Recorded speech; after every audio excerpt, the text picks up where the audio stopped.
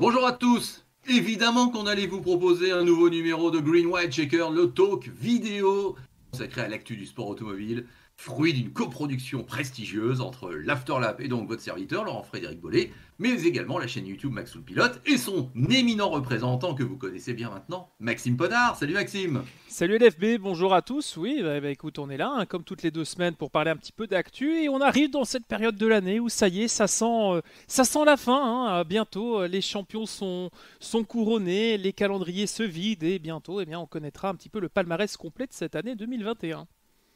Alors, j'annonce le sommaire de cet épisode 4, si je ne m'abuse, de la Tout à saison fait. 2. Voilà, je ne me suis pas trompé. Donc F1 pour commencer, retour sur le Grand Prix de Russie et tout ce qui s'y est passé, et il s'en est passé des choses. 2, IndyCar, tu l'as dit, effectivement, c'est fini. On connaît tous les lauréats et le verdict complet de la saison 2021, on va en parler. Et dans la dernière partie, je ferai juste une petite page supercar, si tu veux bien, Maxime, Bien parce sûr. que tu sais que j'aime bien. Mais on va se faire un mini débat autour de Schumacher, le film. Parce que ça a été un peu l'événement dans le monde entier, je dirais même, avec ce documentaire révélé par Netflix, diffusé par Netflix, et effectivement, je crois qu'il y a des choses à dire. Bon, allez, sans tarder, je te propose de brandir et d'agiter le drapeau vert pour ouvrir la page F1. Allez, Sochi donc, qui accueillait la 15e manche du championnat du monde de Formule 1 2021. Vous le savez bien évidemment, vous savez que Lewis Hamilton s'est imposé devant Max Verstappen et Carlos Sainz, qui était vraiment pas a priori quand même un tiercé si évident que ça à pronostiquer. Et il y a plein de choses à dire. Et mine de rien, c'était quand même un Grand Prix historique, Maxime. Quand un pilote atteint 100 victoires en Grand Prix, ce qui n'était évidemment jamais arrivé, évidemment, c'est un événement. Donc, on va en parler.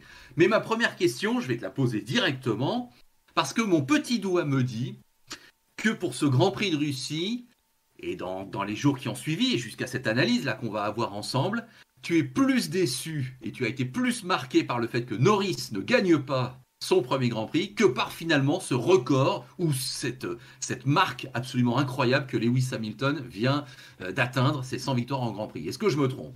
Non, tu ne te trompes pas du tout. Et effectivement, l'avènement même de cette saison, c'était cette victoire de Norris. Alors, je reprends tes paroles, puisque tu avais évoqué en début d'année, Norris gagnera un Grand Prix cette année. Oui. J'étais à ça de le tweeter pendant la course, mais je me dis, je vais pas rappeler ça, on ne sait jamais, ça pourrait lui porter malheur. Bon, il n'y aura pas fallu ça, bien entendu. Effectivement, la centième d'Hamilton, elle est juste exceptionnelle, elle est historique, bien sûr, ça restera comme un chiffre rond magnifique dans l'histoire du sport. Bien évidemment, le fait que McLaren revienne aux affaires, qu'il nous fasse un doublé à Monza, une pole ici, dans des circonstances, il faut le dire quand même, assez exceptionnelles, à l'image de Francorchamps avec Russell par exemple, où c'était pas du tout prévu d'avoir des conditions telles quelles qui ont énormément évolué. Ce qui a fait le succès et finalement le fait que McLaren fasse la couverture de tous les sites internet le samedi, c'est aussi ce qui a fait sa déchéance le dimanche, c'est-à-dire la météo. C'est-à-dire qu'on a eu un call qui était exceptionnel, Lando Norris était le héros du samedi. Malheureusement, on a tous retenu cet échec stratégique comparé à la réussite de Mercedes qui a su rappeler et donner l'ordre à Hamilton, là où Lando Norris a pris un grand non à la radio. Oui. Alors, c'est vrai que si on se met à la place de Norris, être passé si près de sa première victoire, et Dieu sait qu'une première victoire, c'est dur à obtenir, quand on va en gagner 99 autres, après comme Hamilton, ça semble facile de gagner la première fois. Mais non. Moi, je me souviens très bien des débuts de Lewis Hamilton en 2007, et effectivement, cette première victoire, il la signe pas dès son premier Grand Prix, même si on sait à l'époque qu'il va être en mesure d'en gagner. Oui, c'était évident déjà à l'époque, sur McLaren déjà. Mais enfin bon, on sait tous que ça représente une première victoire. La Norris, oui, il a tutoyé le rêve pendant 50 tours sur les 53 qui étaient au programme, ça c'est sûr. Maintenant, moi j'ai envie un peu de nuancer parce que bien sûr ça a été un crève-cœur, bien sûr je sais qu'il a été mortifié, que ça a été horrible et que ça a dû être un crève-cœur terrible. Mais compte tenu des circonstances, alors, McLaren a peut-être beaucoup à se reprocher, mais Norris, pas complètement, je trouve, finalement. Enfin, je veux dire, ça semblait évident qu'à ce moment-là, il ne fallait pas rentrer au stand. Même Hamilton n'est pas rentré au stand quand on lui a dit. Le tour où Hamilton rentre, il dit à la radio à Bono, c'est sec, Bono, ça sèche. Mais il dit quand même, non, je vais faire confiance à l'équipe. Alors effectivement, comme tu l'as dit, Lewis, il court après sa centième. Même si pour lui la course commençait à être longue. Ça fait quelques week-ends où on se dit il va enfin la gagner, et si et non, et ça commençait à traîner. Finalement, il y est parvenu, bravo à lui. Mais c'est vrai que pour Lando Norris, on est encore pour moi, il y a deux mesures pour le moment. Il y a ce côté McLaren domine, et il faut en profiter et ne pas gâcher les occasions. mais on sait que dans le futur, il aura encore le temps, il n'a que 21 ans, donc il aura encore le temps de faire les choses. À l'image de Russell l'année dernière, où on s'est dit, il a gâché sa seule chance peut-être de victoire, puisqu'on ne savait pas si Bottas allait suivre, etc., à Bahreïn. Ben, ici, on sait que Norris, si tout va bien, la McLaren fonctionne, l'écurie continue à aller dans le bon sens, mais je trouve que réapprendre à gagner chez McLaren pour cette nouvelle génération, ça va être la clé du succès sur le long terme pour l'équipe. Et que ce soit les pilotes, certes Ricciardo a gagné, mais Ricciardo avait déjà gagné chez Red Bull. Donc Lando Norris et le team entier, que ce soit tout ce qui est presse, relations, ingénieurs, mécaniciens, certes il y a des anciens qui sont là depuis quelques années, mais malgré tout, il y a beaucoup de membres dans l'équipe qui n'ont pas encore gagné en Formule 1 ou encore avec McLaren. Et quand on a vu la fête qui avait été faite au Technology Center après Monza, on s'est dit, mais c'est comme s'ils étaient champions du monde, c'est ce que fait Mercedes. Et voir ça de McLaren, comme tu l'as dit, c'était un petit peu bizarre, parce que d'un côté, c'était un crève-cœur, mais pas tellement parce qu'on se dit, les gars, faites pas la fête tout de suite, d'ici quelques mois, quelques années, vous pourrez faire la fête tous les week-ends.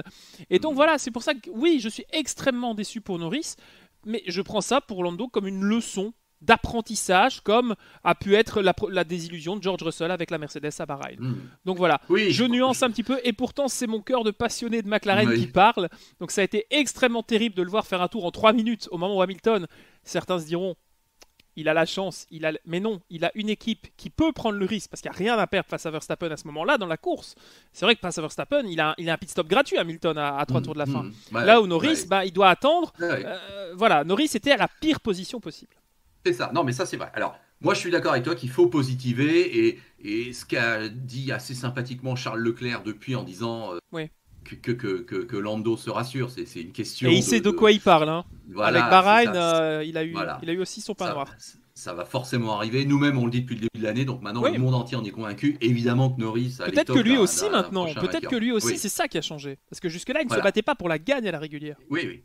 Il faut d'autant plus positiver que tu seras d'accord avec moi. S'il ne pleuvait pas dans les 3 derniers tours, il gagnait, il résistait à Hamilton. Et effectivement, il était en mesure de résister à Lewis Hamilton et cet écart qui redevenait un peu constant à son avantage, on avait compris qu'effectivement, ça le ferait, quoi, qu'il allait vraiment gagner. Mais on avait cette menace de la pluie. Alors moi, je pense qu'il y a 3 choses, effectivement, qu'on peut quand même leur reprocher, on va dire, au binôme McLaren-Norris. On peut leur reprocher qu'effectivement, la fiabilité des prévisions météo n'a manifestement pas été au top. Non. Voilà, je ne fais que constater. Je ne dis pas que tout le monde avait des super informations contraires par rapport à d'autres concurrents. Je ne pense pas, effectivement. Mais quand même, là, il y a un raté. Ils étaient trop loin par rapport aux autres équipes. Ils étaient peut-être plus loin que les autres en termes de précision ou de timing, en tout cas. Ça, c'est certain. Ouais, c'est ça. 2, on peut reprocher éventuellement à McLaren de ne pas assez hausser le ton pour dire à Norris, tu rentres maintenant. Parce que le box d'Hamilton, le deuxième, parce que la première fois, il ignore donc l'ordre, en quelque sorte. Mais c'est vrai que la deuxième fois, ça ressemble à un message un peu impérieux. Et on a le sentiment qu'Hamilton, là, cette fois-ci, il dit, bon, ok, j'obéis. Or, McLaren, l'erreur, sans doute, est de ne pas de lui demander son avis, en quelque sorte.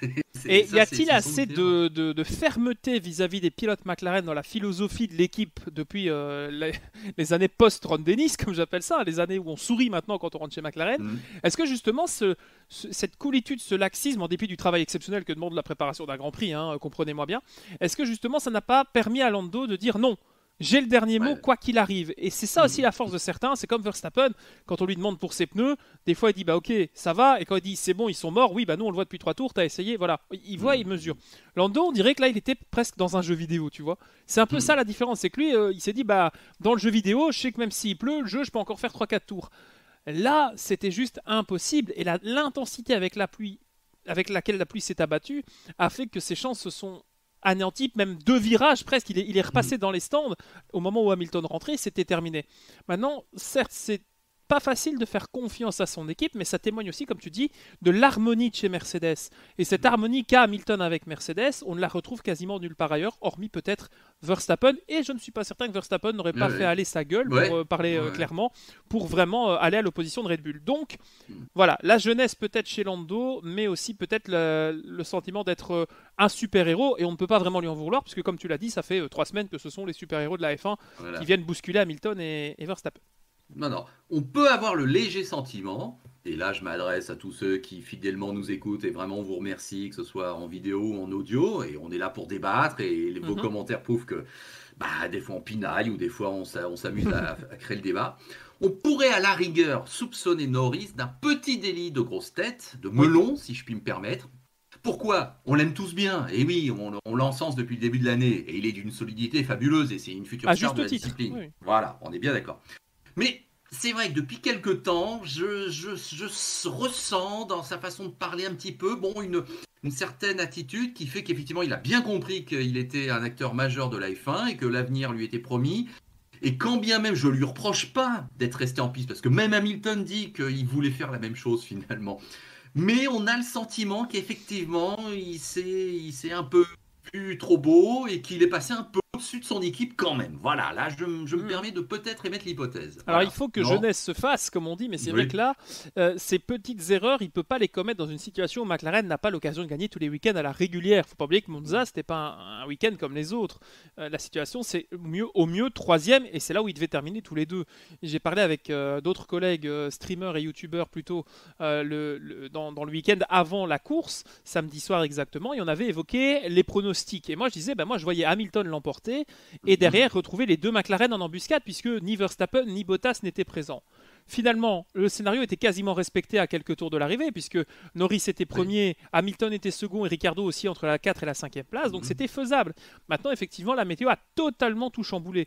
Évidemment, ça nous a fait plaisir parce que ce Grand Prix de Sochi est habituellement une sieste. Là, on est en train de se dire, ça ne sauvera pas les éditions atroces qu'on a depuis 5 ans, mais globalement, ce qui s'est passé ce week-end aurait pu arriver dans n'importe quel meeting, mais la configuration du circuit, ce manque de grip, ce côté parking, ce côté aussi où même Lance Stroll va sortir alors qu'il dit à la radio 2 secondes après, est-ce que tu peux tenir en piste? Oui, il freine le virage d'après, il se met dans le mur. C'est assez cocasse. Malheureusement, c'est pour Lance Stroll que ça se passe.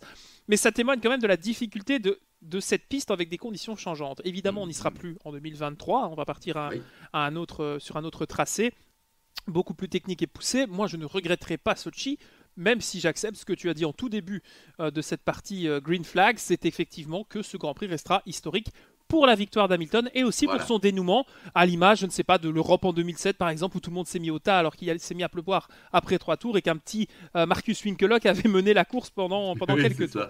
Donc ça fait partie de ces moments que l'on retiendra. Ça fera partie aussi de la première grosse erreur en Formule 1 de Norris, parce que de mémoire, de Norris, certes il a fait quelques sorties de piste mais légères, il n'a pas fait de grosses fautes. En qualif à Spa. Voilà, cette sortie qui finalement était de nouveau due à la pluie. Alors Lando sous la pluie, est-ce qu'il y a quelque chose qui ne va pas? On verra, jamais 203, on ne lui souhaite pas bien sûr qu'il ne se fasse pas mal, mais c'est vrai que c'est 2 grosses fautes sous la pluie dans des conditions qui étaient pour la première fois extrêmes, c'est vrai à Francorchamps, pour l'avoir vu de mes propres yeux c'était extrême, mais c'est vrai qu'ici, il y a peut-être un petit manque de jugement, mais peut-être aussi un manque d'expérience dans une Formule 1 sous la pluie. C'est vrai qu'aujourd'hui, Hamilton, quand il roulait sous la pluie il y a 10 ans ou 15 ans, on laissait plus facilement rouler sous la pluie, on n'arrêtait pas forcément au drapeau rouge pour les conditions météo, ce qui aujourd'hui est quasiment la base, on arrête dès que les pneus pluie ne savent pas suivre. Donc voilà, est-ce que cette culture de la course sous la pluie, Lando doit essayer de la trouver par un autre moyen que les ficelles habituelles? Je ne sais pas, mais en tout cas, on a le sentiment qu'il s'est un peu fait avoir comme un bleu, alors que comme tu l'as dit à la radio, il s'amenait comme un champion du monde face à McLaren. Voilà, mais donc je te propose de maintenant quand même ouvrir la deuxième page de ce Grand Prix de Russie, parce que c'est vrai, c'est symbolique ce qu'on dit. C'est que cette 100e victoire d'Hamilton, elle est peut-être pas fêtée autant qu'elle l'aurait dû être, parce qu'effectivement, c'est plus Norris qui a fait l'actu et le destin de Lando Norris. Et elle n'en est pas moins belle, puisqu'elle est faite sur vraiment un coup de poker stratégique. Ouais. C'est comme la Turquie l'an dernier avec la pluie. Quand il roule en Turquie dans des conditions extrêmes, il est au-dessus de tout le monde, alors que tout le monde voyait Verstappen en pole la veille. C'est Stroll qui la gagne, la pole. Et la course, c'est pareil, on voit Red Bull dérouler le tapis rouge à Verstappen. Finalement, il n'en est rien du tout, ni le samedi, ni le dimanche. Donc, voilà, bien joué Hamilton quand même. Non, rien à dire, solide comme toujours. Bon, alors, c'est 100 victoires. Je vais commencer par un petit préambule, Maxime, si tu veux bien. Un petit cours d'histoire par rapport à nos auditeurs et téléspectateurs. Parce qu'ils sont 9 seulement dans l'histoire de la Formule 1 à avoir eu le record du nombre de victoires en Formule 1. Alors, j'ai fait mes petits comptes et je peux donc dire à tout le monde, même si je pense que beaucoup le savent déjà, Nino Farina a été le premier à gagner le premier Grand Prix, donc forcément il est devenu... C'était le premier de la liste. Voilà, le recordman. Mais il a été également le premier à gagner une deuxième fois, donc il a été présent. Mais très vite, Fangio l'a détrôné, et Fangio a eu à un moment donné 6 victoires, c'était le plus grand nombre de succès en Formule 1. Il a été dépassé à son tour par Ascari, qui en a totalisé 13. Puis Fangio est repassé devant Ascari pour s'arrêter à 24. Donc voilà, Farina, Fangio, Ascari. Il y en a déjà eu 3 qui ont eu ce record du plus grand nombre de succès en Formule 1. Mais à partir de Fangio, ça a été un niveau quand même très élevé, 24 victoires. Et à l'époque, c'était gigantesque. Il n'a été battu que par Clark et encore que d'une unité dans les années 60 jusqu'en 68 avec 25 succès. N'oublions pas aussi, je me permets, qu'à l'époque de Clark, énormément de pilotes faisaient des courses que ce soit en F2 ou ailleurs. Donc parfois on manquait des grands prix, il y en a qui comptaient pas, etc. Donc au niveau statistique, faut mesurer quand même ce qu'a fait Clark par rapport à ce qu'a pu faire Fangio dans la décennie précédente. Voilà, je t'en prie. Exactement. De toute façon, Fangio, on le sait, c'est 24 victoires en 51 grands prix. Ça. Donc c'est complètement dingue. C'est exceptionnel. Voilà. Mais enfin, Clark lui succède dans l'histoire dans les années 60 avec 25 succès. Stewart en 73, 27. Quand il prend sa retraite, a battu ce record avec 27. Mais tu vois qu'à chaque fois, ça s'est battu. Et pareil, 27 victoires en 99 grands prix. C'est pareil aussi pour Stewart. C'est une belle statistique. Tout à fait, exactement. Et donc, on en arrive à mon époque, je dirais, Maxime, et tu étais trop jeune, mais moi, je me souviens très bien quand Alain Prost bat le record de Jackie Stewart, c'est au Portugal, 28e succès, c'est un événement, effectivement. Et quand Prost prend sa retraite fin 93, il y a donc 28 ans, on va dire, il a 51 succès. Et à l'époque, 51 succès, c'est dingue, honnêtement. Il bat pratiquement du double le record de Stewart. On se disait tous que soit Senna y arriverait, effectivement, parce que Senna, lui, allait continuer en F1, mais bon, Senna en était qu'à 41, et bon, on voyait bien que c'était pas quand même... et quand on voit la suite des années 90, comme elles se sont passées, même si on ne peut pas refaire l'histoire, Williams n'allait pas forcément tout de suite avoir ce succès qu'elle a connu fin des années 90, donc voilà. On n'a aucune certitude sur le fait que Senna aurait pu au moins rejoindre Alain Prost. Ouais. Mais bon, on a vite compris que Schumacher, effectivement, était une machine à gagner et il a enchaîné, avec notamment ces années Ferrari qui changent tout, effectivement. Puisque je rappelle qu'en 2004, et là, je fais déjà un petit aparté par rapport à ce qu'on va dire tout à l'heure sur Netflix, quand dans le documentaire, Ross Brawn nous dit face caméra, quand on était en 2004 chez Ferrari, il écrivait l'histoire, c'était la période dorée de la Formule 1. Non, c'était la période la pire. Puisque effectivement en 2004, sur les 13 premiers Grands Prix, Schumacher en gagne 12. Et à l'époque, on sait que c'est monotone, il n'y a pas de combat. Et qui termine deuxième du Grand Prix, puisqu'on savait tous que le premier, c'était Schumacher. Voilà, c'est ça. Donc il échoue à gagner à Monaco, effectivement, c'est Trulli qui gagne, incroyable mais voilà. Sinon, il avait gagné les 6 premiers et il gagne les 5 suivants ou l'inverse, enfin bref, et donc il en gagne 12 sur 13. Enfin voilà, il n'y a pas photo. Et donc Schumacher, effectivement, 91 victoires, là aussi. Je me souviens avoir pensé en 2006, c'est imbattable, ou en tout cas, peut-être que même je mourrais avant de voir quelqu'un qui le bat. Jamais j'aurais cru un de mes souvenirs les plus forts était le moment où il égale le nombre de victoires d'Ayrton Senna à Monza et où il tombe en larmes avec Hakkinen et Ralph. Voir ça quand tu as 10 ans et que t'es gamin, tu te dis waouh, mon champion, en tout cas le champion de mon sport qui s'effondre, c'était impensable. Ce sont des dieux quand on est enfant, les pilotes de Formule 1. Enfin, je sais pas, pour toi sans doute encore plus à une époque où c'était exceptionnellement dangereux et ça rajoutait, je pense, une dimension supplémentaire. Mais même moi, à une époque où on ne pouvait quasi plus mourir en Formule 1, ce côté gladiateur m'a impressionné. Et voir Schumacher pleurer et craquer devant moi quand j'avais 10 ans, c'était un souvenir inoubliable. Voilà, pardon. Non, tu as tout à fait raison, mais je pense que Schumacher lui-même, si on lui avait dit que 15 ans plus tard seulement, c'est-à-dire, une génération plus tard, pas plus, eh bien, un petit gars nommé Lewis Hamilton, qu'il avait peut-être déjà repéré effectivement en Formule 3 ou en GP2, oui, ça s'appelait. Oui, c'était en GP2, il roulait chez Hart avec Alexandre Prémat. Voilà, c'était forcément là, bien sûr, il l'avait déjà forcément vu. Bon. Si on lui avait dit, mais tu sais que le petit gars, là, il va avoir autant de titres que toi, et qu'il va avoir plus de 100 pole positions, et qu'il va avoir 100 victoires dans 15 ans, honnêtement, c'était impossible de prévoir ça. Alors, il y avait une interview qui était sortie à l'époque pendant, je pense, un FIA Awards en fin de saison. En tout cas, Schumacher était interviewé. Je ne sais plus, par un journaliste particulièrement connu en Angleterre, et il évoquait le fait que ces records puissent oui ou non être battus. Et il dit, moi j'aimerais bien en effet que mes records soient battus, peut-être par quelqu'un, et alors ici justement, Alonso, Vettel, voire Lewis Hamilton. C'était en 2010, au moment où il est revenu, je pense. Il avait annoncé son retour chez Mercedes. C'est ça, exactement. Voilà, moi, mon envie, c'est évidemment que mes records soient battus. Moi, il dit, j'ai marqué une période de l'histoire, je suis fier d'avoir réussi à construire ça, mais c'est parce que moi j'ai réussi une fois que quelqu'un d'autre ne pourra pas réussir et mieux. Donc je trouvais ça extrêmement modeste, surtout quand on connaît la personnalité de ce champion. Donc voilà, c'était bien de le reconnaître et de l'accepter, mais surtout c'était la preuve que pour lui ça n'avait pas forcément autant de valeur que ce que ça peut avoir comme estime auprès des fans, quoi. Voilà. Alors, il y a une explication mathématique à ces records qui sont battus et peut-être plus vite qu'on croit. À l'époque de Fangio, il y a 6 grands prix par an, pas plus, parfois. Ça joue énormément, bien sûr. Voilà, oui. L'époque de Clark, c'est 7-8, pas plus. L'époque de Stewart, c'est 11-12, pas plus. L'époque de Prost Senna, c'est 16, on le sait. C'est pas énorme, mine de rien. Voilà. Bon, maintenant, effectivement, on est à 22 en prévision et 22-23 même. Et puis, tu as vu, Miami arrivera l'année prochaine. Oui. Donc, oui, non, il y aura bien un calendrier à 23 Grands Prix l'année prochaine. Donc, effectivement, et tu rajoutes la fiabilité des voitures. Moi, je rappelle toujours, mais là aussi, je fais glorieux ancien, mais bon, ça vous intéresse peut-être. En 1978, bien sûr, quand je suis le champion du monde de Formule 1 avec la Lotus 79 qui arrive, la Lotus 79, c'est la Mercedes de ces dernières années. C'est la meilleure, il n'y a pas photo. Elle écrase tout le monde sur son passage. Et bien pourtant, sur 16 Grands Prix, Andretti n'en gagne que 5. Il n'en gagne pas 10, il n'en gagne que 5. Bon. Faut pas oublier qu'à l'époque aussi, au niveau des titres, on gardait les 11 meilleurs résultats. C'était aussi une manière, au niveau du classement, qui était différente. Oui, voire même, tu te souviens, on prenait en compte les 4 meilleurs résultats de demi-saison. Oui, c'est juste. C'est juste, oui. C'est exceptionnel. La on se plaint maintenant des médailles et des courses sprint, mais on a eu quelques hallucinations. Oui. Ah oui, fallait faire des calculs. Fallait compter, oui. Voilà, c'est ça. Mais bon, c'est vrai que maintenant, il y a une fiabilité qui fait qu'effectivement, Hamilton gagne la moitié des Grands Prix depuis quelques années inscrits au calendrier. Donc, effectivement, ça aide. Et sa Mercedes, elle est indestructible, puisqu'on sait que son abandon à Monza, c'était le premier depuis des lustres.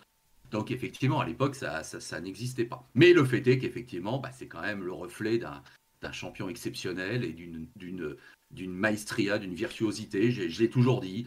Je ne suis pas complètement fan de l'homme, mais j'ai rien contre lui. Et je trouve ses positions plutôt souvent courageuses même, ou en tout cas qui sortent du cadre de la F1, donc c'est très bien. J'aurais jamais rien à lui reprocher à Lewis Hamilton. Même dans les coups, il est un peu pas clair, il est plutôt pas mal, il s'en sort bien. Donc bref. Mais là, au niveau sportif, c'est chapeau bas, je m'incline, c'est extraordinaire. Et c'est jamais avec des coups de pute. Oh là, je l'ai dit, excuse-moi, gros mot, à la Schumacher, parce qu'on en a revu beaucoup, là aussi, dans ce documentaire dont on va parler tout à l'heure.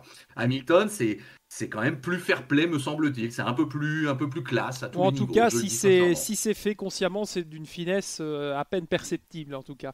Mais ce qui témoigne aussi, c'est que sa capacité à se relever par rapport à d'autres champions, d'autres pilotes, c'est que samedi, il touche le mur quand même à Sochi, tout seul comme un grand, il repart. Tout le monde se plante en 2019 en Allemagne, dans le mur ou pire, lui, il repart. C'est-à-dire que si Verstappen arrive à décaler la Red Bull, il recule la Mercedes, il repart aussi en Italie. Donc il y a cette volonté aussi et cette chance, il faut le dire, et c'est pas un reproche, c'est un constat, mais on dit souvent la chance du champion.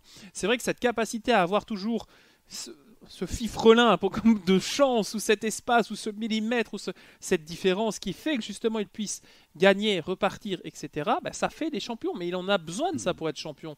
Même si on a le talent qu'on a, parfois, oui, la chance, elle doit jouer, et il en a eu quand même parfois dans des occasions assez exceptionnelles. Celui qui regarde les résultats du Grand Prix de Sochi, qui voit Verstappen deuxième, Sainz troisième et Hamilton devant, il n'a aucune idée de la folie qu'on a vécue pendant la dernière partie de course. Donc voilà, c'est ça aussi Hamilton, c'est un personnage qui certes tranche avec ce qu'on a connu dans l'histoire, mais je pense qu'il correspond à l'époque dans laquelle on vit. C'est ça aussi, mais qu'on l'accepte ou pas, ou qu'on l'aime ou pas, voilà, moi je trouve que en dehors de la voiture, il ne fait rien qui me dérange personnellement. Quand je vois que parfois, ça attise la haine et d'autres choses, je trouve ça extrêmement dommageable. De toute façon, c'est un petit peu comme les grands chanteurs, les grands peintres. C'est une fois qu'ils seront à la retraite ou qu'ils ne seront plus de ce monde qu'on se rendra compte à quel point ils étaient exceptionnels. Et voilà, la preuve en est avec le documentaire, encore une fois, Schumacher, qui sera, je pense, le fil conducteur de cet épisode. Mais voilà, c'est quand même quelque chose d'assez marquant. Et voilà, Hamilton n'a pas volé ses 100 victoires, en tout cas. C'est peut-être le premier produit de la F1. Je ne sais pas si tu es d'accord, le Verstappen, peut-être des années 2000 où, comme à l'époque, il était exceptionnel et tout le monde le voulait. Et il est allé voir Ron Dennis pour lui demander de rouler dans une de ses voitures, à 13 ans bien sûr. Mais voilà, est-ce qu'on n'a pas formé le premier Verstappen de l'histoire avant même la filière Red Bull? Oui, non, mais c'est vrai qu'il y a une notion de destin en tout cas, ça c'est incontestable. Non, pour finir sur cette page F1, je voudrais aborder avec toi le cas Verstappen justement. Bon, moi je continue, là maintenant je le dis, allez voilà, on est entre nous. est à notre épisode 4 de la deuxième saison. Il reste encore 7 Grands Prix. Bon, je continue de croire, parce que je l'ai déjà dit, que Verstappen sera champion du monde cette année. Pourquoi ? Parce que je constate quand même que depuis le début de l'année, là où à chaque fois il devrait ou pourrait se planter complètement et perdre beaucoup de points face à Hamilton, ça n'est pas le cas. Il se sauve. Là, honnêtement, il sauve une situation. C'était impossible qu'il termine deuxième. Donc, il a fait un très bon Grand Prix, plein d'abnégations, en mettant les choses les unes après les places. Oui, voilà, avec un bon arrêt au stand à la fin qui a fait la différence. Là et aussi, qu'ils étaient compliqués ce week-end, les arrêts au stand. Oui. Compliqués. Ah oui, hein. Oh là là, je sais pas ce qui s'est passé, mais tout le monde a galéré. Alors, je précise déjà qu'Hamilton, cette année, si on veut faire un petit constat, il a gagné 3 des 4 premiers Grands Prix, ça démarrait fort, mais que sur les 11 Grands Prix qui ont suivi, dont le dernier en date, la Russie, il n'en a gagné que 2. Oui. Donc, la dynamique, elle n'est pas complètement du côté d'Hamilton, qui cette année, c'est plus difficile. Il n'a que 5 victoires après 15 courses, à la rigueur. C'est ça qu'on peut dire. Bon, et là où Verstappen, même là où il n'est pas censé être à la ramasse, Hamilton fait une connerie, comme à Bakou ou à Monza, où ils sortent tous les deux. Ouais. Aujourd'hui, à Russie, je veux dire, il aurait dû être largué. Non, il arrive à sauver une deuxième place. J'ai le sentiment qu'il y a quand même un petit coup de pouce à chaque fois qui fait qu'il n'y a que 2 points d'écart entre eux au championnat, on le sait, et que c'est fabuleux, et que le duel va continuer plus que jamais. Mais je trouve quand même que Hamilton gagne plus difficilement quand il gagne que Verstappen quand il gagne. Tu vois ce que je veux dire ? Voilà. Après, c'est vrai que Verstappen, sa situation actuelle, elle est assez intéressante parce qu'on parlait justement de la chance du champion. Je trouve que cette année, la chance du champion, pour l'instant, elle s'exprime plus du côté de Verstappen. Je trouve que les moments, comme tu dis, il est en difficulté, il arrive à se remettre dans une spirale positive.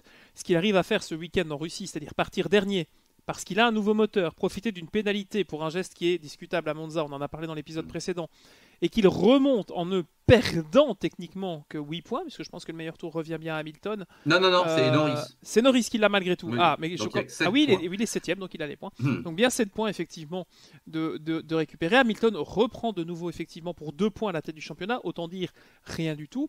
Maintenant, effectivement, quand on regarde la liste de ce qui arrive comme circuit, je me tracasse un peu plus pour Hamilton que pour Verstappen. Parce que quand on voit les tracés qui arrivent, je prends la Turquie, je prends les États-Unis, je prends même le Mexique où le moteur Honda fonctionne bien, le châssis est quand même au niveau de celui de la Mercedes. Des McLaren qui viennent jouer les troubles faits avec un moteur qui est extrêmement bien exploité en cette fin de saison. Je pense que Hamilton ne va pas avoir un long fleuve tranquille jusqu'à l'arrivée à Abu Dhabi. Donc, tu persistes que Verstappen va être champion du monde. J'aimerais le croire aussi.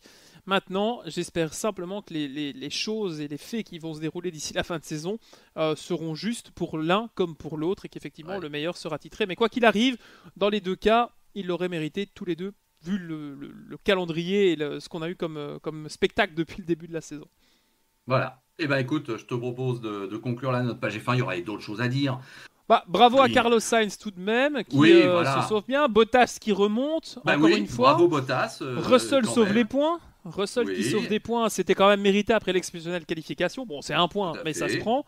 Perez, toujours aussi nul. Perez, un malheureux parce que moi, à un moment donné, il méritait mieux. Il méritait mieux. Alonso, bon, je suis pas complètement convaincu par sa manœuvre du départ, mais enfin bon, on va dire. Oui, alors ça, on a l'impression qu'il s'est vraiment entraîné pendant les essais à aller prendre le plus vite possible l'échappatoire. Mais bon. Voilà, mais ce sont des points aussi, et c'est lui qui les met et pas Esteban, encore une fois. Non, 6ème sur un Grand Prix pareil, c'est une super performance. Raikkonen, bravo, 8ème, attends, c'est extraordinaire. On va presque le regretter, dis donc. Voilà. Donc non, il y avait des choses à dire, mais effectivement, je crois qu'on a développé nos trois thématiques majeures de post-Grand Prix de Russie, donc je te propose de nous arrêter là et d'enchaîner tout de suite avec la deuxième partie, le drapeau blanc, on le voit sur la passerelle des commissaires, il est agité, ça nous dit pas le dernier tour, mais l'avant-dernière partie de Green White Checkered, on va parler IndyCar. Alors, l'IndyCar, effectivement, la saison est terminée. On sait que c'est toujours en septembre que ça se termine, assez tôt, avec une campagne californienne qui a conclu ce championnat. Et donc, ça s'est terminé à Long Beach, avec la victoire de Colton Herta, pour ceux qui ne le sauraient pas, et le titre pour Alex Palou. On va débriefer un petit peu tout cela. Bon, alors, c'est vrai que moi, je m'étais un peu exprimé en mode je regrette que le championnat se termine à Long Beach plutôt que Laguna Seca, mais j'avoue que tous les pilotes disent que pour eux Long Beach c'est un rendez-vous extraordinaire, un Monaco de l'IndyCar, Et que donc, pour eux, j'ai l'impression qu'il y a que moi que ça a dérangé, bon, et qu'ils s'en sont C'était très toi. bien satisfaits. Oui, voilà. Je sais pas, non, tu es globalement comme ça, d'un point de vue de puriste, un peu plus Laguna Seca que Long Beach quand même. Ah, et au vu des deux courses qu'on a eues, j'ai pas forcément un grand regret que Long Beach ait conclu la saison, même si tu le dis que tu le compares à un Monaco. Je trouve qu'on a eu quand même quelques beaux duels, quelques belles passes d'armes. On n'est pas sur une piste aussi étroite que Monaco, bien sûr, mais malgré tout, je peux comprendre que on aurait voulu une fin de saison à Laguna Seca, mais bon. Voilà, la finale à Long Beach était assez haletante, même si Oui. certains ont eu un peu de malchance, on en parlera. Mais voilà, moi ça ne me dérange pas particulièrement, même si visiblement toi tu as quelque chose qui se dérange. Le fait que ce soit un circuit urbain particulièrement Oui, ou... et que globalement ça double pas, je suis désolé, le dernier Ouais. restart, Ah oui, oui, oui, où, oui. bon ben voilà, hein, jusqu'au bout ça a été la procession. Alors et cette procession, elle n'était pas feinte ou elle n'était pas indigne, on voyait bien qu'il fallait pas commettre la moindre erreur, comme à Monaco. Mais le fait est que le classement n'a jamais évolué. Bon, voilà. Maintenant, Erta qui part, je crois, 14e sur la grille et qui gagne, Ouais, là honnêtement, fabuleux. fallait le C'était, faire. là aussi, ça allait le faire. Et à un moment donné, j'ai un peu lâché, je me permets de le dire, la retransmission de Long Beach, parce que je suis allé voir la Ryder Cup en golf. Bah oui, je vous dis Oui, tout. C'était au même c'est juste. moment. Et je reviens, je vois Erta en tête. Effectivement, je te cache Comment pas on que est j'ai pas arrivé là? compris. Oui, c'est ça. Bon, et j'ai bien compris que si, ça avait été, on va dire, méthodique et qu'il était le plus rapide et qu'il n'avait cessé de monter dans la hiérarchie et que tout s'est bien passé pour lui, il était le meilleur et qu'il a gagné. Donc, effectivement, ça fait 2 victoires pour lui en fin de saison.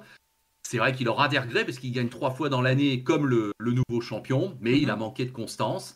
Là où Palou, alors je vais pas te dire qu'il m'apparaît comme le nouveau Dixon, mais dans cette finale où il avait tout pour, à la rigueur, la jouer vraiment très safe et très modeste, il fait 4, c'est un super résultat Ouais. et c'est très solide. Il était aux avant-postes, il a toujours été aux avant-postes, à part les 2 courses là, en août où il s'est un peu planté. Il a toujours été présent, il a engrangé les points. Et je crois qu'avec Erta, si je ne dis pas de bêtises, c'est le seul qui a 3 victoires cette année. C'est ça, voilà, ils C'est sont ça. les deux seuls à avoir gagné 3 fois. 3 pôles aussi, 2 ou Euh, 3. Ah, ça, j'ai pas Palou, vérifié. je me demande s'il n'avait pas 3 Hmm. victoires et 2 pôles. Ouais, Mais malgré ouais, tout, peut-être. c'est quand même pas mal. Ouais. Pour le coup, c'est une bonne surprise. Moi, il était parmi ceux que je guettais évidemment pour le titre. J'avais un peu peur, comme tu dis, que comme l'an dernier, ben, des gars comme Newgarden et Dixon, qui sont des plus anciens, pour pas dire des très anciens, continuent d'avoir la main mise sur le championnat. Mais là, quand on regarde le classement définitif, il est quand même plutôt mélangé au niveau des Ouais, générations. ouais. Donc, il est prometteur. Bon, ton pote Ericsson qui fait 6ème au général avec 2 victoires. Comme on Ouais. dit, ça tend tout juste sans bouger l'autre, mais, mais Oui, c'est mais là, vrai t'as que vu, c'est voilà. révélateur. Il s'est planté comme un nul. Allez, je vais être méchant Ouais, parce il part dans les que marbles, il sort il part l'arc. dans Oui, les bon. marbles. Bah oui, bah il termine dernier du dernier Grand Prix de l'année quelque part. À un Ça moment te fait donné. presque plaisir d'entendre ta Non, voix. non, non, parce que j'ai jamais dénigré un pilote, Non, bien sûr, mais sauf comme tout le monde dans certaines courses où vraiment. Mais Ericsson, ouais, j'ai une petite dent contre lui. Et effectivement, là, je me suis dit, bah voilà, c'est Ericsson. Au bout du compte, ça le fait pas. Mais il a fait une super saison. Ok, tant mieux pour ah lui. ben on n'arrive pas là par Voilà. hasard. Malgré tout, il a quand Non, même que eu la une jeune, bonne voiture. oui, que la jeune génération, dont on l'a suffisamment dit, représentée par Palou Howard, ait gagné, bah, on est content. C'est vrai que c'est dommage pour Howard là, Ah, j'étais de tellement terminer. déçu. Oui, là c'est malheureux. Lui qui Ouais. a gagné un test avec McLaren, ça aurait pu être exceptionnel. En plus, c'est pas du tout de sa faute. Il se fait percuter hein, dans Oui. l'épingle Ah et oui. c'est son drive shaft qui casse quoi. Donc voilà, souci mécanique, ça reste comme tu dis un circuit urbain. Pour le même prix, c'est un contact avec le mur et ça casse. Bon voilà, c'est le jeu, il a perdu. Il en gagnera d'autres. Je ne me fais aucun souci pour ce garçon qui nous a montré cette année l'étendue de son talon. Je crois lui aussi 2 victoires et chaque fois ça a été des victoires assez importantes. Et je pense Ouais. qu'effectivement, quand il part devant, il sait gérer une course. Donc hâte de le voir l'année Ouais, non, prochaine. non. Il a mis la manière et à chaque fois qu'il était devant ou qu'il a été chercher les victoires dans certains restarts là Mm. en milieu des Ouais. saisons, il a été très impressionnant.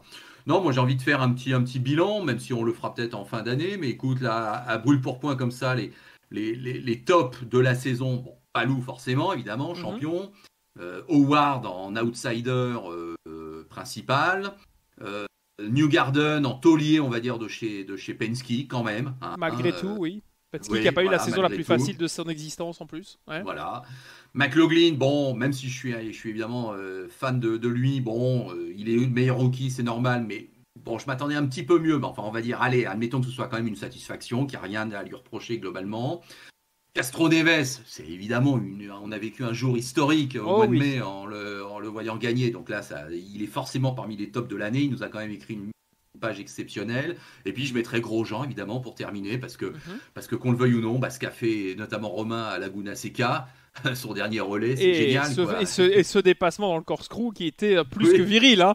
Oh là là, la marque du pneu sur le ponton de la voiture, je pense qu'il va rester dessus longtemps, ce morceau de gomme. Ouais.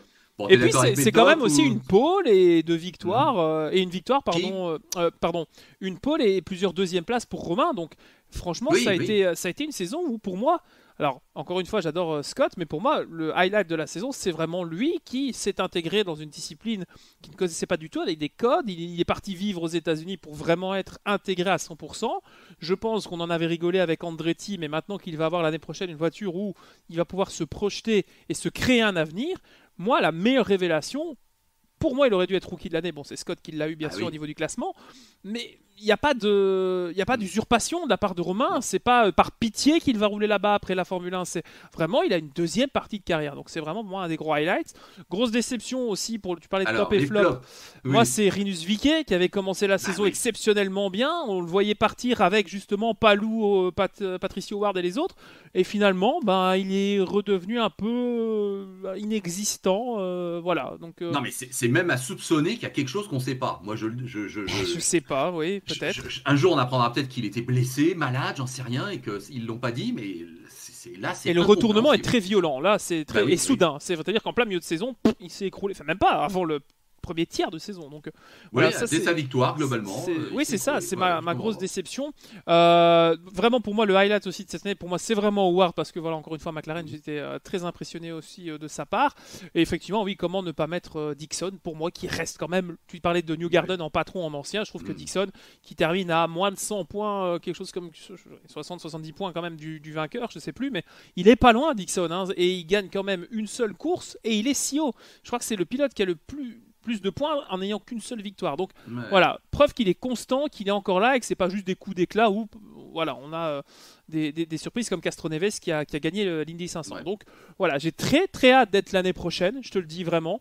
Les pneus, ça fonctionne bien. Il y a eu un boulot exceptionnel aussi au niveau des stratégies qui a été fait par toutes les équipes avec les Firestone. Je trouve que là aussi, il y a vraiment une incertitude, pas au niveau de la technique, mais vraiment de l'utilisation et de la performance des pneus au fur et à mesure d'une course, notamment à Laguna Seca où avec les températures, ça a beaucoup joué tout au long de l'épreuve.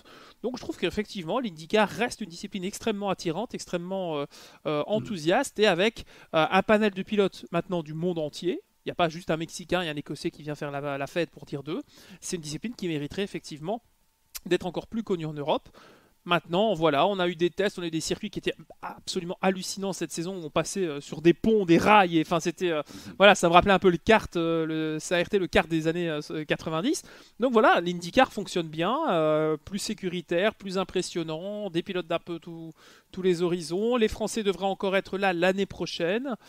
Bourdet n'aura plus un programme complet, mais est-ce qu'il sera encore là pendant certaines grosses épreuves? Ça sent un petit peu la fin de l'histoire. Sébastien Bourdet, donc, on a appris, il va faire l'IMSA à temps plein. Oui. Ce qui est une bonne nouvelle, peut-être en retour au Mans. Oui, on verra avec Cadillac, ça discute un petit peu. Ça, voilà. Mais en IndyCar, oui, ça sera vraiment part-time au mieux. Bon, Simon, comme on le pressentait, va donc quitter Penske, mais va rebondir, et je crois qu'effectivement c'est bien d'aller chez Meyer-Shank avec Castroneves. D'ailleurs, moi je signale que dans les tops, je pourrais mettre Harvey, qui n'a pas eu l'aura qu'il aurait pu avoir. Oui, qui était plus discret, mais qui a fait quelques belles choses. Qui était bien solide quand même, voilà. Il est souvent top 10, oui, c'est vrai. C'est une nouvelle structure pour Simon. Je veux croire qu'effectivement, tout le monde le sait, on va pas se le cacher, c'est une deuxième partie de carrière, et peut-être même une fin de carrière qui commence, mais... quand on voit Castroneves, tout est possible. Oui. Hein. Voilà. Et à la rigueur, il y a un côté où on lui demande pas d'aller gagner le titre, effectivement, on lui demande plus à la rigueur, mais on lui demande de faire des coups d'éclat, de s'éclater, de montrer qu'il est toujours un excellent pilote, et je veux croire qu'il aura les arguments. Non, dans les flops, tiens, j'y pense là spontanément. Bon, Jimmy Johnson. Oui, j'allais dire Johnson, oui.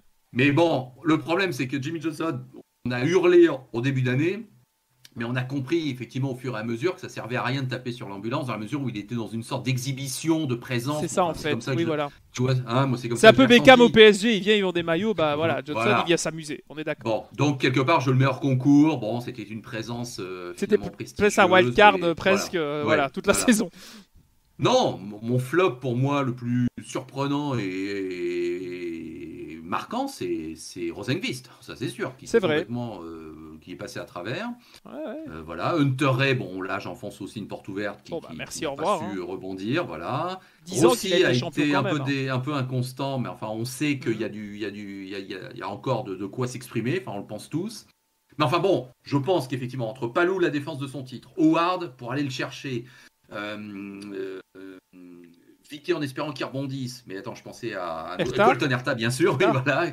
Herta, là, on a quand même, effectivement, là, les jeunes loups sont lâchés. Hein. Je pense qu'on peut avoir 5, dans la liste qu'on a citée là, dans ceux qui sont présents actuellement sur la grille, je pense qu'on peut avoir 5 pilotes qui peuvent écrire l'histoire de la discipline dans les 5-6 prochaines années, C'est clairement. ça, c'est ça. Et Et ils Romain viennent Grosjean, ben de voilà. tout horizon. Voilà. Et Grosjean en fait partie, oui, je pense, comme Ah tu oui. l'as dit, dans cette liste de jeunes ou de nouveaux. Je pense que même Scott McLaughlin, je ne veux pas le sous-estimer.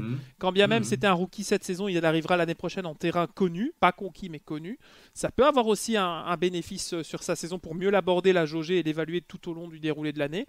Donc oui, entre, comme tu le vois là, Hertha, Howard, Palou et les autres, je pense qu'il y a vraiment une bonne source Non, de talent. Grosjean, soit il fait comme Zanardi, comme Fittipaldi à Oui. l'époque, il débarque en européen, on va dire, en Chankar, kart, appelez ça comme vous voulez, et il met tout le monde d'accord. Et j'aurais tendance à dire que c'est pas impossible parce que Avec ce qu'il va bon, avoir dans les mains l'année prochaine. voilà. Ou Voilà, alors, bon, il y a tellement de spécificités, ces ovales, Indianapolis, c'est tellement évidemment difficile aussi qu'il c'est faut vrai. peut-être pas non plus espérer qu'ils mettent tout le monde d'accord, mais c'est clair qu'il aura un rôle à jouer et qu'il devra jouer un rôle. Si Andretti le recrute et si, avec tout ce qu'il a montré, on l'attend. Et voilà. Bon. Bon, ben on s'arrête là pour le Lineker, je crois qu'on a été assez complet. Ouais, on a fait un petit peu le tour de ce qui s'est passé. On a hâte d'être déjà l'année prochaine pour voir un petit peu Eh cette oui. nouvelle grille. Voilà. Bon, allez, je te propose, Maxime, d'enchaîner avec la dernière partie Checkered. Et on va donc baliser les deux derniers thèmes qu'on avait sélectionnés aujourd'hui. Merci d'être toujours en notre compagnie. Green White Checker, donc saison 2, épisode 4, toujours présent sur les télévisions connectées Samsung et sur la chaîne Motor Racing TV, les téléphones Huawei également, les chaînes YouTube de Max Pilote et de l'Afterlap, pas de problème aussi. Donc la dernière partie, je vais juste me permettre de te faire ma petite page Supercar habituelle. Et après, je te poserai une question sur le fameux documentaire Schumacher, on le promet depuis le début de l'émission. Bon, en Supercar, écoute Maxime, il y a juste 2-3 trucs à dire. Le calendrier, on en parle depuis le début. Alors tu connais la dernière décision. Donc on laisse Bathurst début décembre pour terminer le championnat. Ça c'est enfin acté. Voilà. Mais donc, tu avais compris que pour arriver jusque-là, on ne savait pas quoi faire. Donc on vient de prendre la décision de faire un quadruple header. Donc il y avait les double headers, il y avait les triple headers quand on fait des grands prix une semaine sur l'autre. Maintenant, il y a les quadruple headers Quel enfer. à Sydney Motorsport Park, l'ancien Eastern Creek. Donc on va faire 4 meetings successifs sur 4 semaines. Ça va commencer fin octobre jusqu'à globalement fin novembre à Sydney Motorsport Park. Est-ce que le circuit propose plusieurs configurations? Je pense qu'il y a des possibilités. Voilà. Hein, voilà. Alors, voilà, donc ils sont assez intelligents quand même à ce niveau-là et c'est plutôt pas mal. Ils vont tout bouleverser. Donc on sait qu'il y a les deux, le premier et le dernier, le premier et le quatrième seront sur 3 jours avec les essais. Les deux au milieu seront sur 2 jours. Et tu sais que des fois, c'est vrai que ça bouleverse effectivement le planning. Il y en a 2 qui seront en nuit, avec des courses de nuit. D'accord. Pas les autres. Voilà. Et effectivement, globalement, on sait qu'il y aura au moins 2, voire 3 tracés utilisés pour un peu pimenter tout ça et faire que chaque rendez-vous soit un petit peu unique. Bon, voilà donc la solution. Est-ce que ça te convainc, ce genre de décision? Ça fait un peu écoute, limite, non? Oui, là c'est vraiment tirer le diable par la queue. Après, j'ai vraiment l'impression que Ron Gisbergen, il a 1900 points depuis 3 mois, donc à un moment donné, il faut faire quelque chose, quoi. J'en peux plus de ce classement qui bouge pas, moi. C'est pas forcément une mauvaise nouvelle pour lui aussi, parce qu'il a toujours été super à l'aise à Eastern Creek, ça je le sais. Win-Cup a pas non plus été un manche, hein, voilà. Non, mais bon, qu'est-ce que tu veux que je te dise? De toute façon, ils se sont mis dans une telle situation que, voilà ce qu'ils ont trouvé. Alors attention aussi, et là c'est différent par rapport à l'Europe et même par rapport à d'autres sports. Obligation pour les pilotes d'être doublement vaccinés. Ah! Là, je voyais aujourd'hui qu'on a appris que N'Golo Kanté, le joueur français de Chelsea de foot, était positif de nouveau au Covid. À Chelsea, ils n'ont pas voulu répondre à la question s'il était vacciné parce que ça a été posé. Bon, on comprend qu'il ne l'est pas. Voilà. Oui, sinon on aurait dit oui. À Chelsea, ils ont dit sont des adultes, ils font ce qu'ils veulent, ils sont grands. Oui. Ils ont les moyens d'avoir leur choix. Ouais, on se pose tous la question qu'un sportif de haut niveau, peut-être, aurait tout intérêt à être vacciné. Bon, bah, au moins, en Australie, ils ont résolu le problème et ils obligent tous les pilotes à avoir les 2 doses pour arriver là, donc, sur ce Alors, quadruple leader. Ils politiquement, ont un qu'on mois soit pour le faire. d'accord ou pas, Hmm. au-delà de toute cette sphère politique, etc., le choix d'être vacciné pour rentrer dans un site fermé, c'est encore un moyen supplémentaire de garantir que dans on va dire le bootcamp, dans le groupuscule vraiment du paddock, il n'y ait pas de risque, parce qu'il y en a qui vont dormir sur place, peut-être que voilà, ça va être compliqué aussi de vivre là-bas. Je connais des Hmm. mécaniciens qui vont encore passer des semaines et des semaines Ah ben, où ils vont après pas rentrer à la Bathurst qui maison, aura hein. lieu, après Bathurst qui aura lieu début décembre, ceux qui habitent par exemple dans le Queensland, tous les Ah oui, oui, employés par oui. exemple de Triple Eight, vont devoir observer une quarantaine de 14 jours, 2 semaines. Ce qui fait que les calculs ont déjà été faits, ça leur fait arrêter leur quarantaine le 21 décembre, donc juste avant Noël. Faut pas rater le Et tu vol hein, vois, qui va suivre. voilà. C'est Mais ça. ils en sont quand même encore là. Bon, donc, et puis alors la dernière nouvelle là, qui est tombée il y a quelques heures seulement, bah, c'est qu'on sait que la première manche de la saison 2022 sera à Newcastle. Tu te souviens de ce circuit qui avait conclu l'année où McLaughlin perd la première fois le titre? Oui, ça me Non, dit quelque chose. Newcastle, j'ai le Newcastle, circuit en c'est tête, mais ouais, c'est une ville qui est à peu près 150 km au nord de Sydney, sur la côte. c'était plus Et utilisé depuis longtemps, non? Depuis combien de temps? bah, c'est utilisé depuis une dizaine d'années, Ouais. mais ça n'avait pas été utilisé ces 2 dernières Oui, années à c'est cause ça. du Oui, Covid. oui, je pensais que le Voilà. circuit, enfin, les routes Voilà. n'étaient plus remises. Ok, oui, bon, Donc pourquoi non, non, pas? ils vont commencer à Newcastle et c'est quand même un circuit assez spectaculaire Mhm. et bon, voilà, au moins c'est la news du jour. Bon, bah Wait écoute, and voilà, see. c'est tout. Voilà. Mais c'est vrai que là, du coup, on va attendre les mois de novembre globalement pour enfin que ça reprenne en Super 15.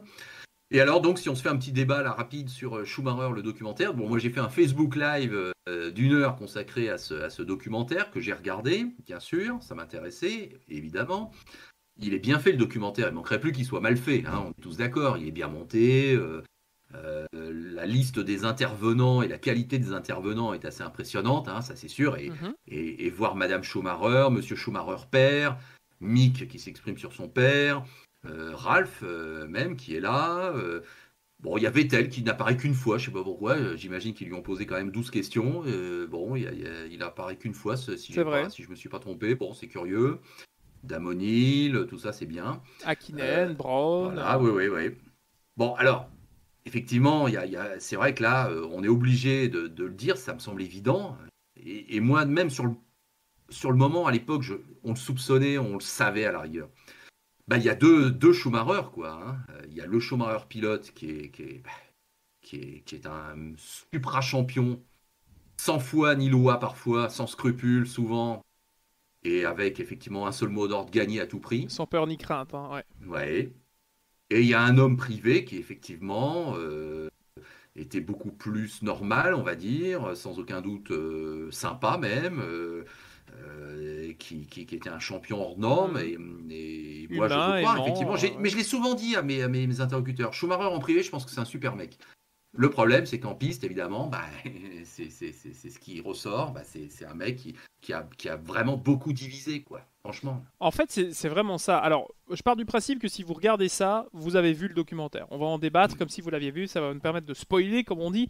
Pas à Voilà. l'excès, mais on risque de dire des choses qui peuvent dévoiler le déroulé.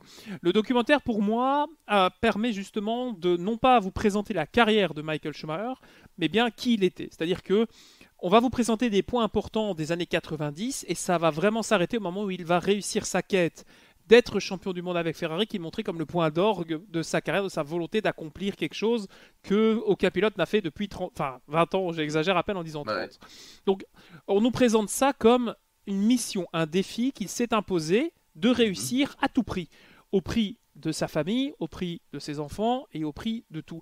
Et finalement, plus on évolue dans les années, plus on se rend compte que il n'y arrive pas avec Ferrari, mais malgré tout, il arrive à se donner pour sa famille. En tout cas, encore une fois, c'est un documentaire qui est fait sous le contrôle de la famille Schumacher. C'est très rare que la famille donne son accord pour une licence ou quoi que ce soit. Donc vraiment, si c'est fait avec leur accord et leur intervention, ça a dû être des questions posées à la virgule près, parfaitement comme eux le souhaitaient, pour donner l'image que eux voulaient donner.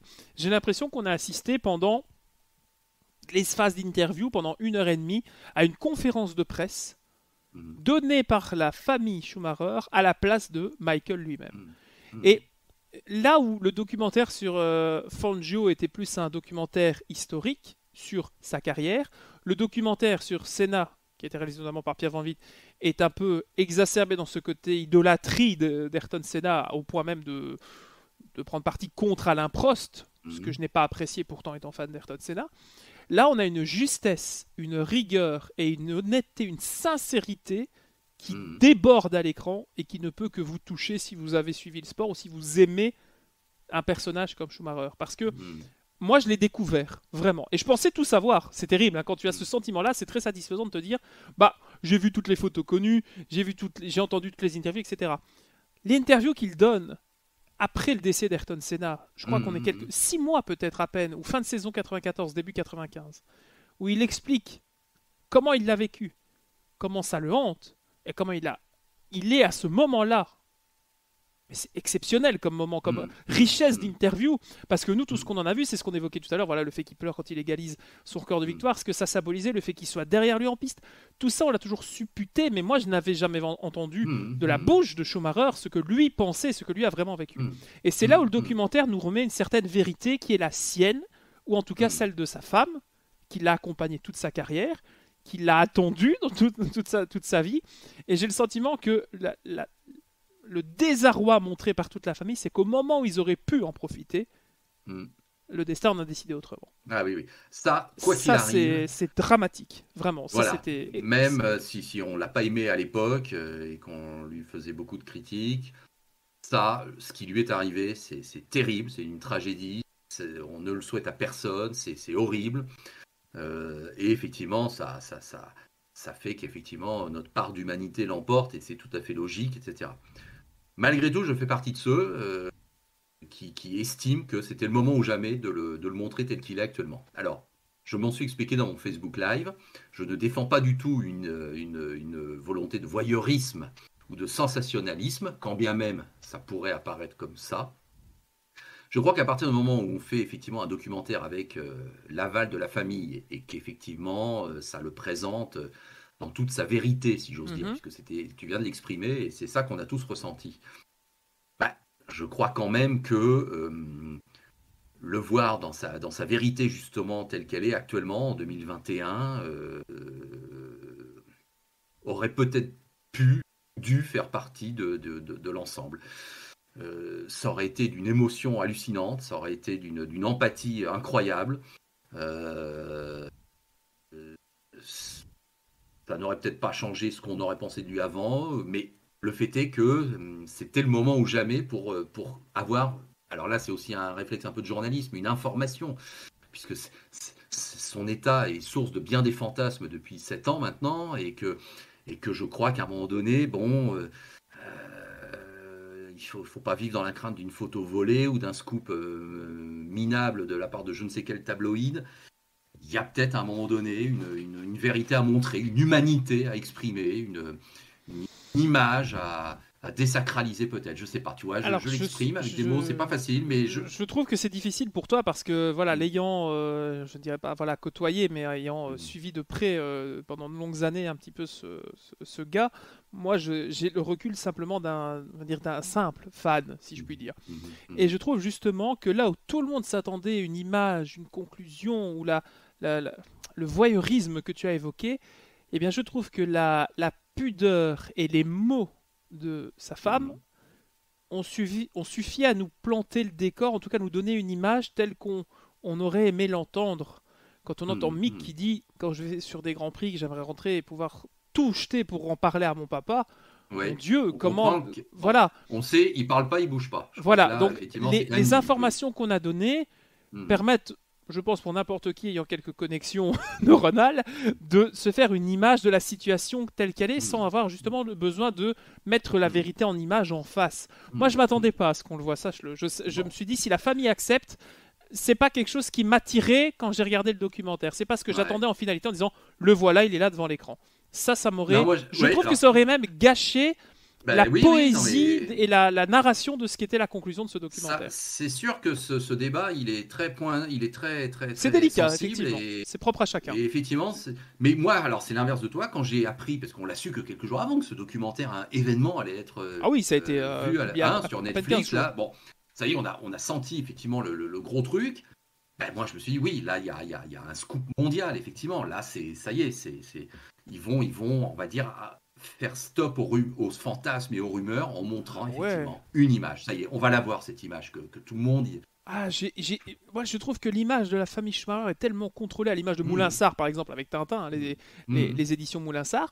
Bah, je trouve que là, justement, jamais, en fait, le fait que la famille ait ce contrôle, et je parle bien en disant le contrôle de l'image de Michael, tous ceux qui sont intervenus l'ont vu, que ce soit Jean Todt, Willy Weber, je pense même Mika Hakkinen ou Ross Braun, tous l'ont vu après l'accident, bien évidemment.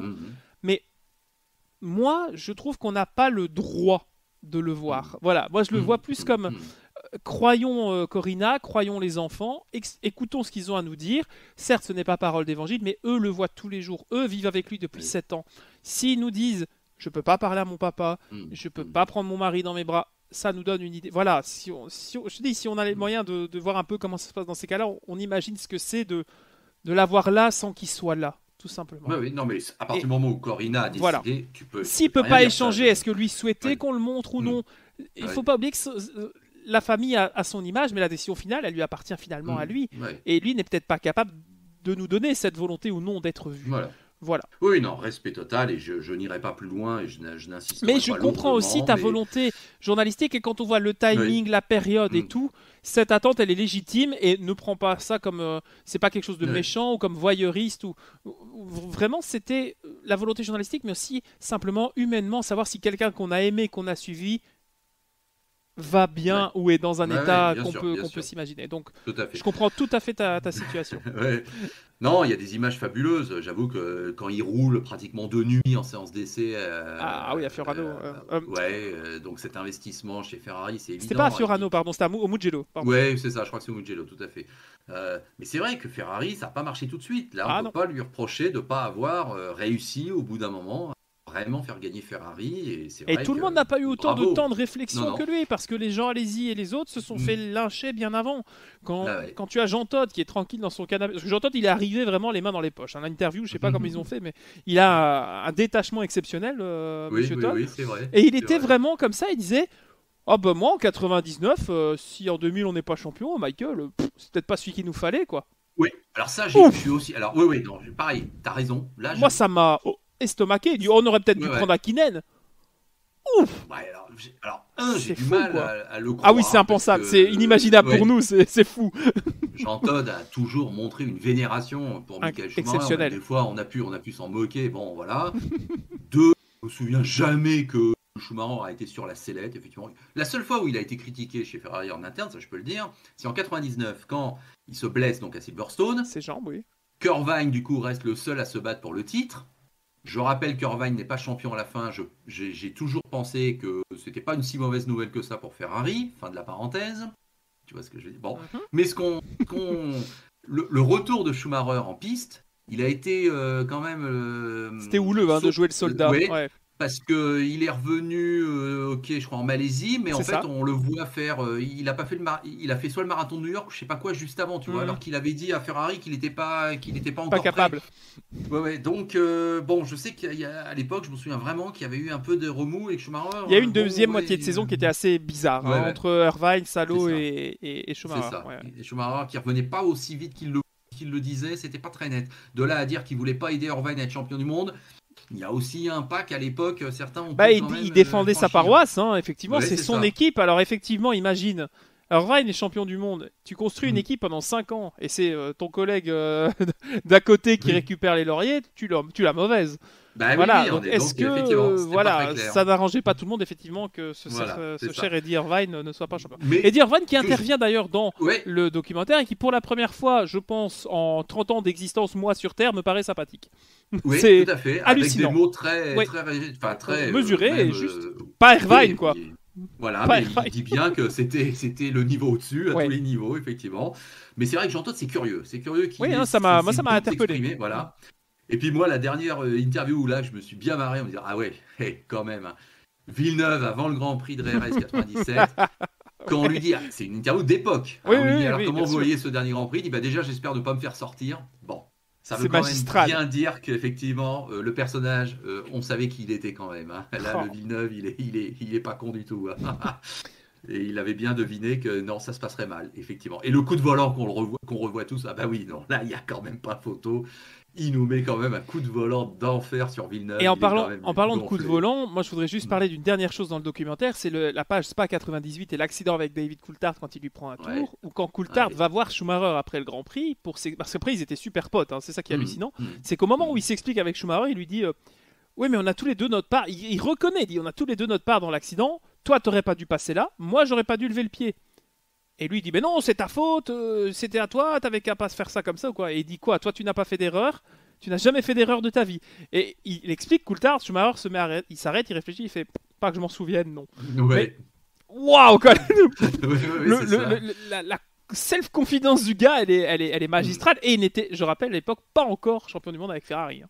Ouais, Donc il avait ouais. juste ses 2 titres avec Benetton. Mais bon, quand même, ça témoigne quand même d'un certain parallèle d'un Schumacher, comme tu dis, qui certes était au boulot, était Mm. froid, calculateur et manipulateur parfois au travail vis-à-vis de ses adversaires et en piste, mais qu'une fois qu'il claquait la porte du bureau, vulgairement, se retrouvait être un homme de père de famille, Ouais, responsable, aimant. ouais, non, Et c'est ça. voilà, Et c'était. c'est vrai que j'ai souvent dit à l'époque, dans des discussions, évidemment, tu penses bien que ce genre de discussion, on l'avait à non plus finir avec Jean-Luc Roy ou Patrick Rivet au sein de Bien Motors sûr. TV ou de Canal quand on commentait, on refaisait les Grands Prix pendant toute la semaine. J'avais résumé ça un peu d'une formule à l'époque, par rapport au pilote de cette époque. Bon, bah, Senna, on va dire, c'est le pilote le plus rapide qui ait jamais existé. Mansell, c'était le plus couillu, on va dire ça comme ça. Là, je parle vraiment de l'époque. Prost, j'aurais même tendance à dire que c'est le meilleur, effectivement, peut-être en panoplie complète. Mhm. Et Schumacher, c'était le plus fort. Voilà, c'est Ouais. la formule que j'avais trouvée. Parce qu'effectivement, ce mec, c'était un super pilote, quoi, à tous les niveaux. Un surpilote, je Et il a dirais même. touché à tout Il avant, avait. il a fait du DTM, il a Ouais, fait du groupe C, enfin de l'endurance, enfin ouais, vraiment, à part ouais. ça, qu'est-ce qu'il a pas. Il lui manque Le Mans peut-être à son palmarès, mais. Bah si, il a fait Le Mans, il a fait le meilleur tour en 89. Oui, oui, Je mais parle bien avec de la Mercedes ou la la Sauber Sauber. Mercedes. Ouais, ouais, Voilà, tout à donc fait. Mercedes Ah oui, avait non, vu non, en mais lui et Frenzen l'avenir. Bon, les deux ont quand même fait une carrière parfaitement ouais, honorable ouais. en Formule 1. Tout à fait, voilà. Bon, allez, Maxime, l'heure comme toujours a tourné, mais je crois que c'est un numéro assez intéressant. Mhm, Et on va s'arrêter là. tout à fait. Donc Green White Checker, ben, on vous remercie vraiment beaucoup de votre fidélité. C'était bien sympa aujourd'hui, c'était riche. Et je te donne d'ores et déjà rendez-vous dans 15 jours. Et ben, il y aura eu le Grand Prix de Turquie. Il y Moi, je aura vais eu vous du parler de rallye. WRX de Rallycross, puisqu'il y aura la manche de Ah oui, Spa-Francorchamps, ah bah le oui, très Spa bien. RX. Je vais essayer de voir si je peux y Voilà. aller. Et ça a lieu le 9, 10, 11 octobre. Donc on reparlera un petit peu de Rallycross et surtout de cette manche belge dont je vous conterai ce qui s'est passé Oui, là-bas. oui. Très bien. J'espère qu'il Ben, pleuvra moins bon. qu'au Grand Prix, c'est tout ce qu'on souhaite. Merci Voilà, à on prend toi en tout cas déjà pour cet rendez-vous. épisode. Merci Maxime, merci à vous tous. Portez-vous bien. Et puis, bah, écoutez, les amis, vive le sport auto, vive Green, White, Checkered. À la Ciao. prochaine, salut!